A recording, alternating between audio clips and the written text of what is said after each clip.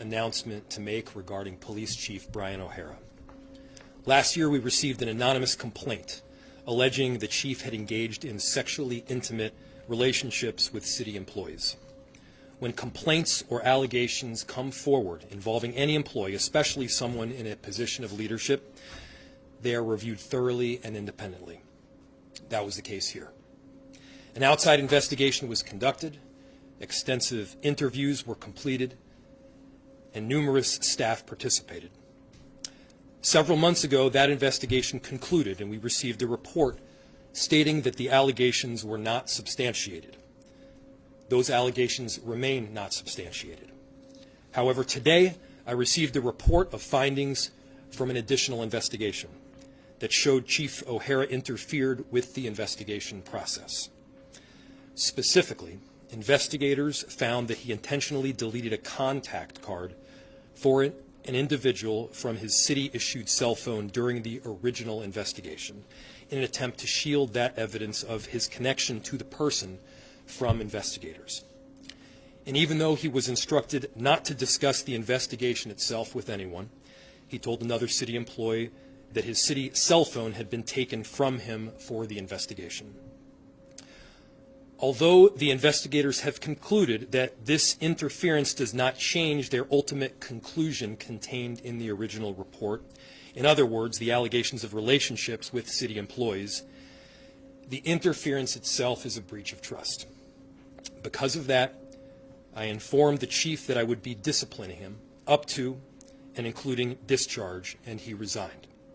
I have accepted his resignation. This is not about being intolerant of mistakes. Everyone makes mistakes, including me. But what I can't allow is a breach of trust. When you serve as chief of the Minneapolis Police Department, trust is not secondary to the job, it is the job. And when trust is broken, it becomes extremely difficult to continue leading effectively. The MPD has worked hard to rebuild credibility and trust with the community and within its own ranks. Our staff and residents need to know that they can trust not just the department, but also the person leading it. While the right decision was clear, it was not made lightly. Chief O'Hara has served this city through extraordinarily difficult moments in Minneapolis history, including the shooting at Annunciation and Operation Metro Surge. Under his leadership, we made real progress, from reform efforts to rebuilding the department, to bringing in new officers and strengthening public safety across the city. In many respects, he's been successful in his responsibilities as chief, and I'm grateful for his work. But my responsibility is first and foremost to the people of Minneapolis and to maintaining confidence in the institutions that serve them. That responsibility must come first. I know many people will have questions, and so in the interest of transparency, public data related to this matter will be released upon submission of a data request consistent with state law. As for next steps, Assistant Chief Katie Blackwell will serve as the acting chief effective immediately. I have full confidence that she will provide stability, continuity, and strong leadership for the department during this transition. I work to build a police department that is effective, that is accountable, and worthy of the public's trust continues, and it will continue moving forward from here. With that, I'll open it to questions. You have an idea of what at least some or one of these complaints were about. Given that happened last year, why just a few weeks ago throw your support behind Chief O'Hara? Yeah. We did not know then what we do know now. As I said, as recently as the chief's announcement and his renomination, these complaints are going to get vetted thoroughly. If there's something that comes up that requires additional attention, there will be discipline. That discipline is taking place here today. If I had known earlier, I would not have renominated him. If I found out later after this confirmation, I would have reached the same conclusion. Please. But I'm also not going to hold this department in limbo. I'm not going to hold the people of Minneapolis in limbo.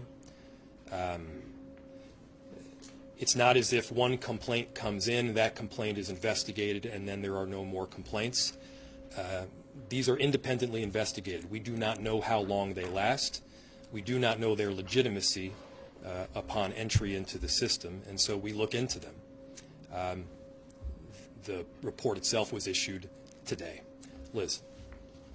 The report was issued today, but the allegations are not new. It started with a complaint last spring. Correct. It was closed, and Correct. then new evidence came forward just before Christmas. Correct. Why was he not removed from duty during that time, or his driver? Yeah. When there was a credible new evidence and the investigation was reopened? Well, Liz, it's the right question. We've been investigating this for quite some time, about a year, as you have been as well. The allegations, as I mentioned, contained in the original complaint were not substantiated. I can't, as mayor, operate off of rumor or anonymous complaints. I have to operate off of evidence that has been substantiated by, in this case, an independent investigator. So the original complaint was not substantiated. New evidence came in through a complaint. New allegations came in through a complaint. We investigated that as well immediately. And you're seeing me here today telling you exactly what we are disciplining on and why. Mayor, you said that trust is important. Why give the chief the option to resign at all? If this is such a big deal, an important deal, why not just fire him on the spot? Yeah. So, first, it's important to know what we are disciplining him on. What I did was I went to the chief. I informed him not just of the allegations, but of the substantiated claims within the report itself. I told him that I would be disciplining him up to termination. When allegations and a report is used for discipline, the report becomes public, which is the case today. I informed the chief that I would be disciplining him, and that's up to and including discharge, and he resigned, and I accepted the resignation. It was an extremely painful decision, obviously, but I concluded that that was necessary to maintain public trust, and this was the right way to move forward as a city. So he was ultimately disciplined, did receive a letter. It did not make sense to offer further discipline when he was resigning himself. Mayor, the report pretty much says that the chief lied about his behavior throughout this investigation. Did he apologize to you, or did he apologizing to all of Minneapolis? I won't speak for the chief here today. What was the nature of your conversation?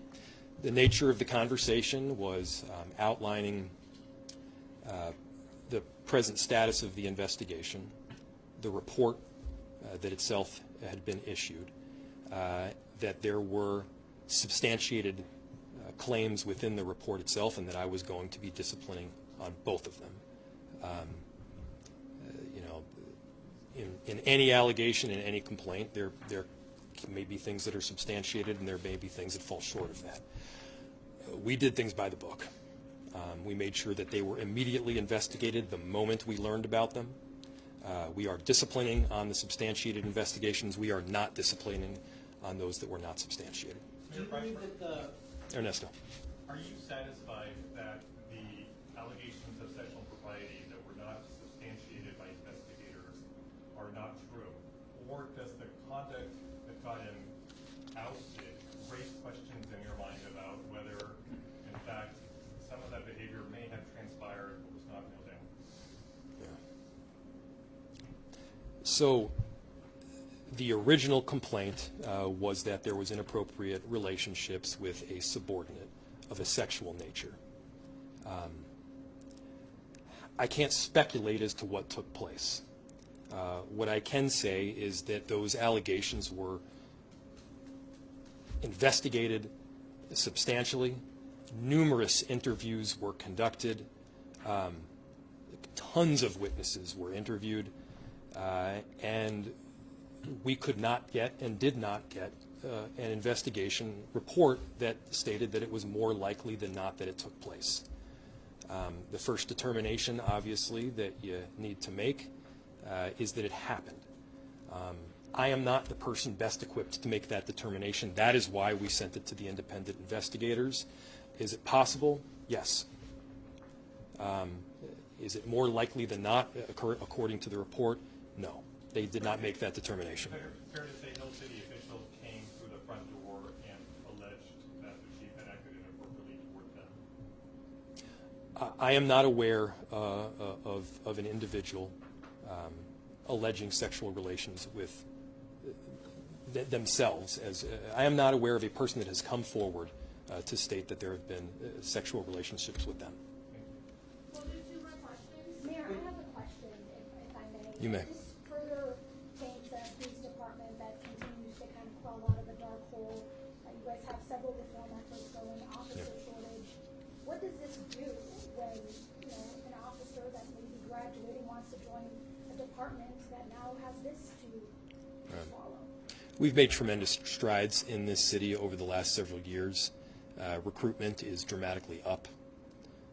We bottomed out at around 550 officers. We're now hovering around 640. I believe so. That number continues to trend up from there. We just swore in a class of 28 recruits and I believe 4 laterals. Probably want to check my numbers on that, though. We're undergoing reforms. The work that we're doing to hire police is not up to one single chief or one single mayor.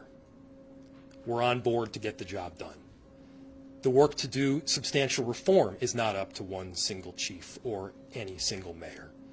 I've issued an executive order, and we've got a settlement agreement that is signed. Our department is committed to it. And so, look, the work is going to continue. Am I deeply saddened by the events that have taken place today, what we have had to do? I am. It's also the right thing for the city. And so, no, the work will continue. I'm proud of the officers that have stayed and the officers that have come on that want to be part of this change, and there's no doubt in my mind that it'll continue. Kyle. With respect to Commissioner Barnett being here, the work will continue, but it is possible, given we've just been going through with the city council, that the city could soon be without its top 2 public safety officials, or at least the 2 most visible. That has to be disruptive to the work getting done. Yeah, of course, that's a concern. Thank you, Kyle. Commissioner Barnett continues to have my full support. The acting chief, Blackwell, is up for the job. The interim chief will be a decision that is made in the very near future, and we're going to make sure that we're going to conduct a search for the next chief of the Minneapolis Police. I'm confident, given that we are in a substantially different place than we were 3 and 5 years ago, that we're on the right track, that we'll recruit a top-notch talent, and that we're able to progress around both the safety metrics that we're looking for as well as the reform. The cell phone was taken during the original investigation. Why are we just hearing about it now in this reopened investigation? Yeah, thank you, Liz. So the report goes into this in actually very deep fashion. There was not a finding on this particular matter in the original report. The secondary investigation dug much deeper, and all that information is contained